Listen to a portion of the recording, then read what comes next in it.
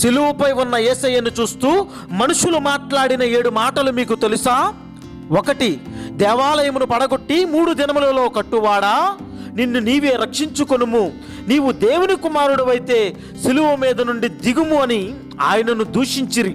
2, నీవు క్రీస్తువు కదా, నిన్ను నీవే రక్షించుకొనమని చెప్పిరి. 3, యేసు నీవు నీ రాజ్యములోనికి వచ్చినప్పుడు నన్ను జ్ఞాపకము చేసుకొనుము అనెను.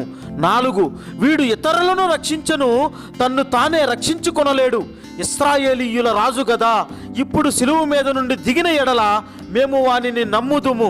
5, ఏలియా వానిని దింపవచ్చునేమో చూతుమనెను. 6, నీవు యూదుల రాజు అయితే నిన్ను నీవే రక్షించుకొనుము అని అపహసించిరి. 7, నిజముగా ఈ మనుష్యుడు దేవుని కుమారుడే అనెను. ఇవి సిలువపై ఉన్న యేసయ్యను చూస్తూ మనుష్యులు మాట్లాడిన 7 మాటలు.